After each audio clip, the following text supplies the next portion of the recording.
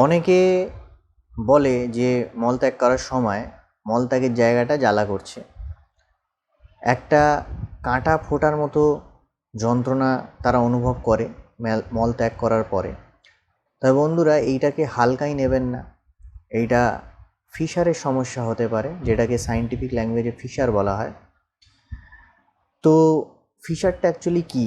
কিছুই না, যখন কনস্টিপেশন থাকে আর মল খুব শক্ত হয়ে যায় এবং যখন সেই শক্ত মলটি খুব কষ্ট করে বের হয়, তখন মল ত্যাগ করার জায়গাটায় হালকা আঘাত করে দিতে পারে, হালকা কাট লাগিয়ে দিতে পারে, যেই কাটটা কিন্তু ভবিষ্যতে খুব জ্বালা, যন্ত্রণা এবং কাঁটা ফোটার মতো কষ্ট দিতে পারে। তাই বন্ধুরা, সুখবর হচ্ছে এই ফিশার কিন্তু প্রায় সবারই হয়, কোনো না কোনো সময় সবারই কনস্টিপেশন হয়, শক্ত মলত্যাগ করে, কাট লেগে যায়, জ্বালা যন্ত্রণা করে। কিন্তু এই ফিশারের একটা গুণ রয়েছে, 5 থেকে 6 দিনের মধ্যে আমাদের বডি এটাকে নিজেই রিপেয়ার করে দেয়।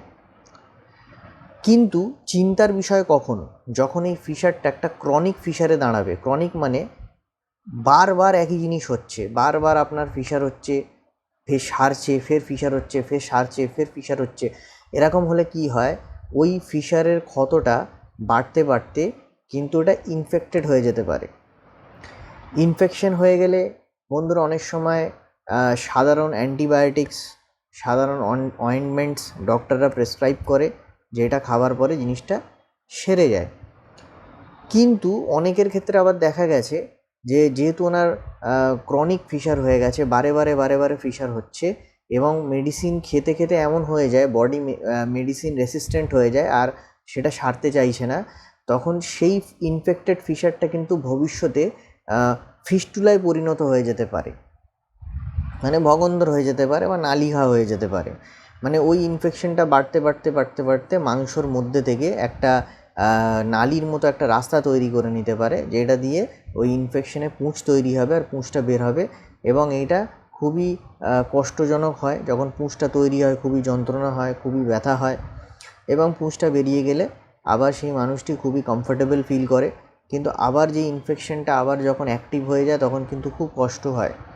তাই বন্ধুরা, আমি আপনাদের অনুরোধ করব, যদি আপনাদের ফিশার হয়ে থাকে, আপনার যদি মনে হয় যে মল ত্যাগ করার পরেই আপনার হালকা জ্বালা যন্ত্রণা করে, তাহলে অবশ্যই এটাকে অবহেলা করবেন না, একটা ডক্টর দেখান, মেডিসিন খান, তাহলে কিন্তু ভালো থাকবেন। এবং এই জিনিসটা থেকে পার্মানেন্টলি যদি আপনি রিলিফ পেতে চান, তাহলে কিন্তু মেডিসিনটাই কিন্তু এর রিলিফ নয়, কারণ মেডিসিনটা আপনাকে সেই মুহূর্তের জন্য রিলিফ দেবে এবং সেই মুহূর্তের জন্য জিনিসটাকে সারিয়ে দেবে। পার্মানেন্টলি সারার জন্য সম্পূর্ণভাবে আপনাকে আপনার ডায়েট কন্ট্রোল করতে হবে, খাওয়া দাওয়ায় অনেক রকমের পরিবর্তন আনতে হবে, তাহলেই কিন্তু আপনার কনস্টিপেশনটা থাকবে না। এবং এই রোগের মূল কারণ হচ্ছে কনস্টিপেশন। বন্ধুরা, কনস্টিপেশন যেন না হয় তাই জন্য আপনাদের খুব স্ট্রিক্ট ডায়েট একটা ফলো করতে হবে। তবে বন্ধুরা, আমি অবশ্যই ডায়েট নিয়ে একটা ভিডিও ভবিষ্যতে আনবো আপনাদের জন্য। আজকে ভিডিওতে এতটাই বলতে চাই। তবে বন্ধুরা, যদি আপনাদের মনে হয় যে আমি আমার ভিডিওর মাধ্যমে আপনাদের একটা ভালো ইনফরমেশন প্রোভাইড করতে পারছি, তাহলে দয়া করে আমার পাশে থাকবেন, আমার ভিডিওকে লাইক দেবেন, বেশি করে শেয়ার করবেন। আপনাদের মনে যদি কোনো ডাউট থাকে, কোনো বক্তব্য থাকে, অবশ্যই আমাকে কমেন্ট করবেন। আর পারলে চ্যানেলটিকে দয়া করে সাবস্ক্রাইব করে আমাকে বেশি করে সাপোর্ট করুন, তাহলে আমি ভবিষ্যতে আরও এরকম বেশি ইনফরমেশনের ভিডিওসগুলো আনতে পারবো। ধন্যবাদ ভিডিওটি দেখার জন্য।